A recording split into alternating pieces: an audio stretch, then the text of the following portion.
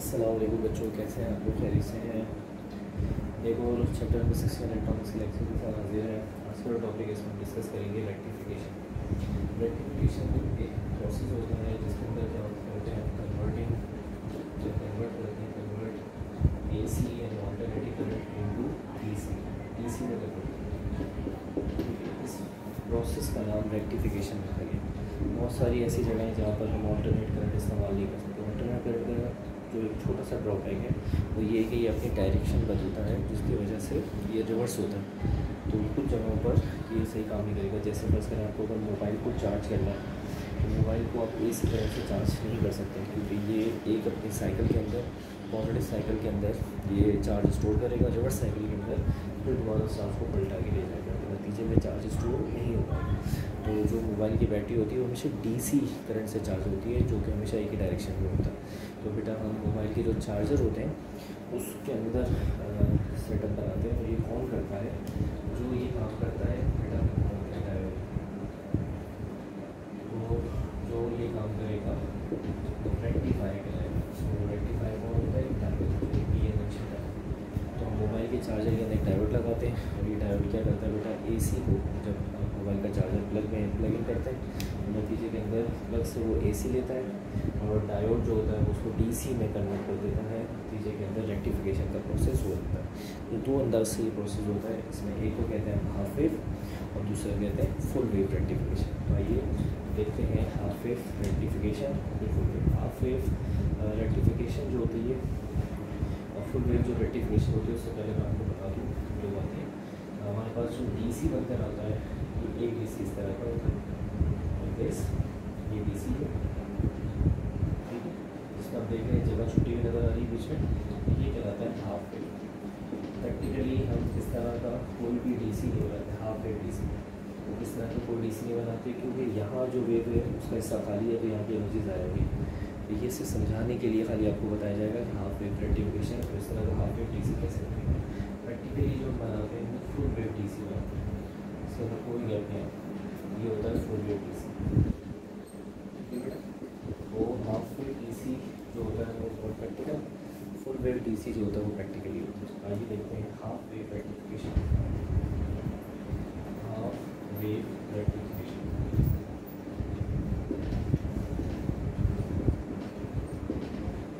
तो बच्चों half wave rectification की मेरा सर्किट डायग्राम समझे कैसे बनाई जाएगी। मैं आपको समझाता हूँ ज़्यादा समझ। सबसे पहले आपने यहाँ बनाना है लाइक दिस। क्या चीज़ है, ये वाइल टाइप का बना है, ये दो लाइन ऐसे पैरेलल बना लें, दो बना दिया, तीन बना लें, दो बना देंगे। क्या चीज़ है, इसके बाद इसी तरीके से बना दें, दोनों के अंदर टर्न्स की तादाद को कम ज़्यादा। अच्छा, अब यहाँ से आता पहले ये समझिए कि ये क्या आपको बनाए। This is called transformer. ये ट्रांसफार्मर का सर्किट सिंबल होती है, ये प्राइमरी कॉइल होती है और ये सेकेंडरी कॉइल होती है। ट्रांसफार्मर जब कोटिंग पर एक छोटा सा मसला होता है, वो मसला ये होता है कि जब आप AC को DC में कन्वर्ट करते हैं तो आपको जिस मतलूबा वोल्टेज में DC चाहिए, वो मतलूबा वोल्टेज जो है वो इस ट्रांसफार्मर की वजह से बनेगा। मिसाल के तौर पर फर्स्ट करेंगे, आपके पास जो AC है वो है 150 वोल्ट, और जो आपको DC चाहिए वो आपको चाहिए 25 वोल्ट। तो ये AC जब बेटा DC में कन्वर्ट होगा डायोड के थ्रू, तो ये 150 वोल्ट से डायरेक्ट क्या कहते हैं 25 वोल्ट में नहीं जाएगा, बल्कि 150 वोल्ट से ये 150 वोल्ट का ही DC बना के दे देगा। तो फिर आपको सबसे पहले दरमियान में यहाँ पर क्या लगाना पड़ेगा, ट्रांसफार्मर लगाना पड़ेगा। तो DC से किया ट्रांसफार्मर आप जानते हैं एक ऐसी डिवाइस होती है जो कम वोल्टेज को ज़्यादा से ज़्यादा को कम करती है। ट्रांसफार्मर कम से कितना होगा, जो AC को रिसीव करेगा और 150 वोल्ट से कन्वर्ट करके उसे उसी वोल्टेज में कन्वर्ट करेगा जिसमें आपको DC चाहिए। क्योंकि एक मरतबा जब DC बन जाता है और उसमें जो वोल्टेज होता है उसको फिर बेटा हम रिवर्स नहीं कर पाते, ये बात ध्यान में रखिएगा, ठीक है। ये उसको फिर हम रिवर्स वैल्यू पे नहीं लेकर पाते थे आसानी से। तो हम AC को DC में कन्वर्ट करने से पहले AC का वोल्टेज DC का जो मतलब वोल्टेज जो कि आपको चाहिए उसमें कन्वर्ट करने के लिए हम क्या लगाते हैं यहाँ पे ट्रांसफार्मर। ये ट्रांसफार्मर का बेसिक काम है, ठीक है। यहाँ पर आपको बनाना है एक diode.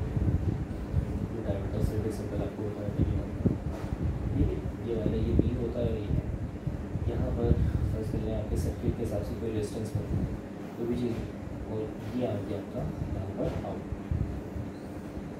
This is the output, ये आउटपुट है,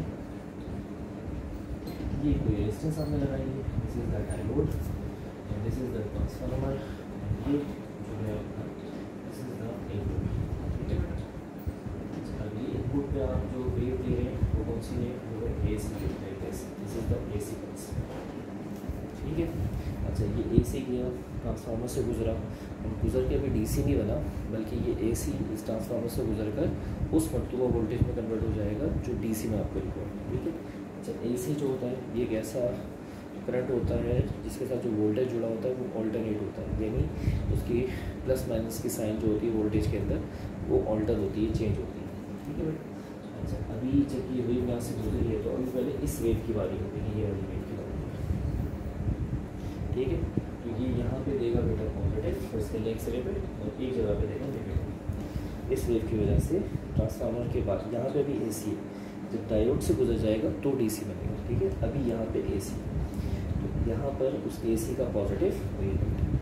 अच्छा, ये डायोड का जो ये हिस्सा है, ये वाला आप जानते हैं ये B होता है, ये पॉजिटिव, ये वाला पॉजिटिव होता है। तो आपको देखें पॉजिटिव से जुड़ गया, और अगर पॉजिटिव से जुड़ गया तो बेटा ये क्या होता है, शाबाश, आपको बताया था प्रीवियस लेक्चर में, इसको कहते हैं हम लोग फॉरवर्ड बाइस। फॉरवर्ड बाइस में करंट क्या होता है, अला। नतीजे में ये वाली जो वेव है, ये वेव इस डायोड से गुजर जाएगी, रेजिस्टेंस से होकर या आउटपुट बना देगी, लेकिन ये वेव यहाँ पर आ चुकी है, मैं तो पसंद में आ गई, ठीक है।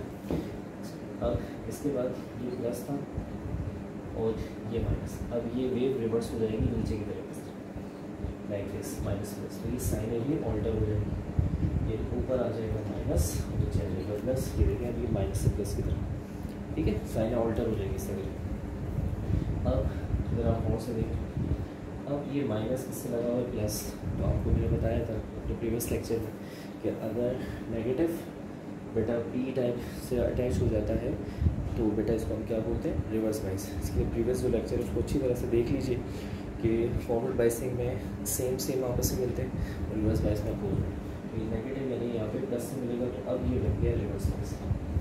नतीजे में रिवर्स बाइस में हमेशा करंट क्या होता है, ब्लॉक, ये वाला हिस्सा जो होगा बेटा ये इस डायोड से पास नहीं हो सकेगा। अच्छा, ये सब टाइम इंटरवल से हो रहे हैं, एक मखसूस टाइम में ये और उसी एक मखसूस टाइम में ये वाला टाइम इंटरवल गुजर रहा है, लेकिन यहाँ डॉटेड बना से मतलब ये है कि यहाँ पर कुछ भी नहीं बना, याद रखिए, ये ऐसा गुजर गया ब्लैंक। फाइनली अब इसके बाद इसकी बारी आई, ये देखिए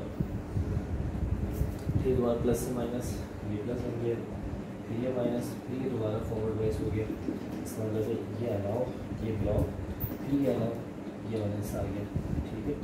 फाइनली इसकी बारी आ गई, फिर ये माइनस प्लस हो गया लाइक दिस, ये हो गया बेटा रिवर्स वाइज। बेटा अब इसको यहाँ पे नहीं गुजरने दिया जाएगा, ब्लॉक हो जाएगा रिवर्स वाइज की वजह से। नतीजे में ये वाला टाइम इंटरवल यहाँ से पूरा होगा और ये यहाँ से डॉटेड का मतलब ये यहाँ से नहीं होगा। तो जो फाइनल आपके पास आउटपुट आया लाइक दिस, ऐसे करके ऊपर का हब बना, नेगेटिव वाला हिस्सा, ये वाला हिस्सा ब्लॉक हो गया, फिर ये वाला ऊपर वाला हिस्सा बना, फिर ये नीचे वाला हिस्सा ब्लॉक हो गया। ये जो वेव बनकर आई है बेटा, ये हाफ वेव DC कहलाती है, हाफ वेव DC कहलाती है, ठीक है बेटा। तो बच्चों इस वक्त अब आप जो देख रहे हैं ये फुल वेव रेक्टिफिकेशन की डायग्राम तकरीबन देखे हुई है। जो छोटा सा फ़र्क यहाँ पे आ रहा है वो फ़र्क आ रहा है बेटा यहाँ पे, वो है दो डायोड, क्योंकि स्टार्टिंग में सब ये AC पल्स देंगे, ट्रांसफार्मर लगा हुआ होगा जो AC की वोल्टेज को उस मतलूबा वोल्टेज में कन्वर्ट करेगा ये ट्रांसफार्मर जिसमें आपको DC चाहिए, ठीक है। अच्छा, सारा गेम अब यहाँ से स्टार्ट होता है, यहाँ पे एक नहीं बल्कि दो डायोड लगे हैं, और ये बाहर की तरफ कोई रेजिस्टेंस वगैरह है जहाँ से आप कर लेंगे बेटा आउटपुट वगैरह लेंगे। हम जो भी आउटपुट यहाँ पर होगी यहाँ तो नहीं दिखा सकेंगे, जगह काम आउटपुट आपको यहाँ कहीं बना के दिखा देंगे ऐसे, ठीक है। अच्छा, हम करते हैं इसके अंदर ये जो ट्रांसफार्मर होता है इसके अंदर यहाँ बीच में से कनेक्शन बनाया जाता है, ठीक है। ये बीच में से एक कनेक्शन बनाते हैं और एक कनेक्शन बना कर इस तरह करके जुड़े, इस कनेक्शन को हम लोग कहते हैं सेंट्रल टैप। यहाँ पर मैं आपको C लिख के दिखा रहा हूँ, जो C मैंने लिखा हुआ है, this C stand for central tap, diode 1 diode 2 T transformer, C is the central tap. मतलब देखिए सिमिलरली सेंट्रल टैप क्या करता है, जो भी यहाँ से AC वोल्टेज बना के देगा ये सेंट्रल टैप उस वोल्टेज के 2 बराबर हिस्से करते हैं। कि फर्स्ट कर लें जो AC ने यहाँ वोल्टेज बना के दिया वो 50 वोल्ट है, C यानी सेंट्रल टैप की वजह से जो आपने यहाँ से बनाया है इससे 25 वोल्ट ऊपर और 25 वोल्ट नीचे, यानी ऊपर के हिस्से में डायोड 1 के पास 25 वोल्ट है और नीचे के हिस्से में भी डायोड 2 के पास 25 वोल्ट है। बट यहाँ तक समझ में आ गई। तो आइए ज़रा स्टार्ट करते हैं कैसे किस तरीके से मामला यहाँ पर होगा। सबसे पहले हमारे पास ये वाली वेव आती है, ठीक है देखिए बेटा, ये वाली वेव आ गई, ये पॉजिटिव ये नेगेटिव, ऊपर का हिस्सा है पॉजिटिव और नीचे का हिस्सा नेगेटिव, ठीक है। अच्छा ये पॉजिटिव किससे मिला हुआ, शाबाश P से मिला हुआ, ऐसा पॉजिटिव नतीजे में पॉजिटिव पॉजिटिव क्या होगा बेटा, फॉरवर्ड बाइस, ठीक है। अच्छा ये नेगेटिव वाला इस पॉजिटिव से मिला हुआ ये और डायोड का पॉजिटिव होता है आप जानते हैं अच्छी तरीके से, ठीक है। नेगेटिव पॉजिटिव मिलता है तो ये क्या हो गया, रिवर्स बाइस। इसका अगर ऊपर के पोर्शन में फॉरवर्ड वाइस हो गया और नीचे के पोर्शन में रिवर्स वाइस हो गया, यानी अगर करंट फ्लो होगा, यानी इस वेव को ये वाला वेव वाइस उसको अगर फ्लो करवाना है तो इसे ऊपर के हिस्से में फ्लो हो सकेगा और आउटपुट की शक्ल में बाहर जाएगा, नीचे के पोर्शन के अंदर ये नहीं जा सकता। वो आप इस तरीके से करंट की डायरेक्शन समझिए, ये करंट फ्लो हो रहा है, ये करंट फ्लो हो रहा है और सेंट्रल टैप से होता हुआ ये करंट की डायरेक्शन और ये करंट बाहर रिसीव हो जाएगा। यहाँ करंट का आउटपुट दिखाते थे, यहाँ पे मिल जाएगा आपको समझ में रिसीव डालने तो आपको समझ में आ जाएगा। ये करंट आपको यहाँ पे जाएंगे, ये वाला ये वाला, ठीक है। अच्छा अब इस नीचे वाले हिस्से की बारी आ गई, देखिए ये वाला हिस्सा, इसमें साइन आपको मैंने बताया था ऑल्टर हो जाएगा, यानी अब माइनस प्लस, ये माइनस वाला प्लस और ये प्लस वाला माइनस। तो देखिए माइनस प्लस से जुड़ा हुआ है तो जो फॉरवर्ड वाइस था वो बन गया रिवर्स वाइस, और प्लस प्लस से जुड़ा हुआ है जो रिवर्स वाइस वाला डायोड था वो बन गया फॉरवर्ड वाइस। यानी अब इसका D1 वाला हिस्सा रिवर्स हो चुका है, D2 वाला जो फॉरवर्ड हो चुका है।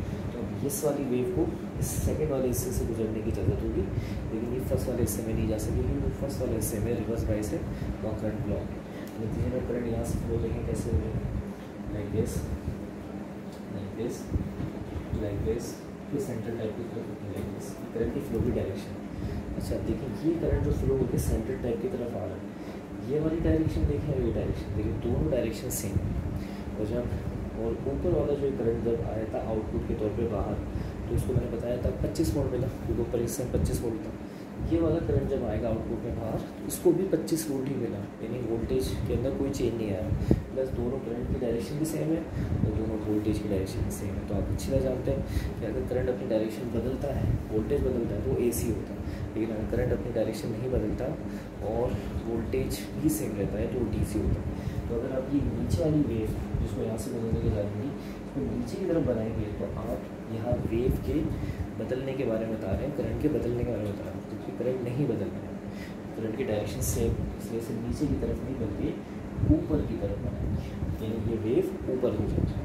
उसका रीज़न क्योंकि करंट की डायरेक्शन पिछले वाले करंट की डायरेक्शन के साथ ही होना चाहिए उसी डायरेक्शन में, और सेम वोल्टेज से वो इस आउटपुट का है। ये देखिए असल में आते यहाँ है तो यहाँ से ये बदलना चाहिए और सेम डायरेक्शन में जाते हैं बाहर, लेकिन यही एक रास्ता इस वाले के जाने का भी है और यही वाला करंट जाने के लिए भी यही रास्ता है वोल्टेज से, ठीक है बेटा। इस तरह आप ये डायरेक्शन नहीं शो कर सकते क्योंकि करंट की डायरेक्शन सेम है। अगर आप बनाएंगे तो करंट की डायरेक्शन आप चेंज दिखा रहे हैं जो कि प्रैक्टिकली सेम। अब इसकी बारी आ गई, ये वाली करंट हो जाएगी, ये प्लस माइनस, ये वाला प्लस, ये वाला माइनस, ये बन जाएगा फॉरवर्ड वाइज, ये बन जाएगा रिवर्स वाइज, करंट यहाँ फ्लो ब्लॉक हो जाएगा, इस हिस्से को गुजरने की इजाज़त होगी, तो ये वाला करंट ये आ गया, ये आ गया। फाइनली अब इसकी बारी आ गई, इस चौथे वाले नीचे वाली से ये वाली, ठीक है। और इसकी बारी आई है नेगेटिव से पॉजिटिव, ये नेगेटिव वाला प्लस, ये प्लस वाला माइनस, नतीजे में क्या होगा, ये बन गया रिवर्स वाइज, ये बन गया फॉरवर्ड वाइज, नतीजे में यहाँ हो गया करंट ब्लॉक, यहाँ से करंट जाएगा और यहाँ भी करंट की डायरेक्शन पिछले वाले करंट की डायरेक्शन जैसी ही होगी, सेम वोल्टेज से बाहर आएगा, क्योंकि करंट की डायरेक्शन सेम है, वोल्टेज भी सेम है। तो ये वाले बेटा नीचे की तरफ नहीं बल्कि ऊपर की तरफ दिखाएंगे, क्योंकि करंट की डायरेक्शन सेम आ रही है, करंट की डायरेक्शन चेंज नहीं हो रही। नतीजे में यहाँ पे अब जो भी वेव जा रही है वो सब की सब सेम डायरेक्शन में ही बेटा आउटपुट में रिसीव हो रही है, क्योंकि करंट की डायरेक्शन सेम है और वोल्टेज की डायरेक्शन भी सेम है। इसको हम कहते हैं बेटा फुल वेव रेक्टिफिकेशन। अच्छा, यहाँ से जो हमें वोल्टेज हासिल होता, करंट हासिल होता है डीसी की शक्ल में, ये इतना अच्छा डीसी नहीं होता जैसे एक्चुअल एक बैटरी अगर आप लगाते हैं तो बैटरी से बिल्कुल आपको बेहतरीन डीसी मिलेगा, यानी हर डीसी की जो वेव है सबकी डायरेक्शन सेम होगी। यहाँ पे इतना अच्छा नहीं होता, तो फिर इसको मज़ीद हम सही करते हैं कैपेसिटर वगैरह लगाकर। उस कैपेसिटर के लगने की वजह से फिर ये मज़ीद और फिल्टर हो जाता है और सही हो जाता है और बेहतर डीसी बन जाता है।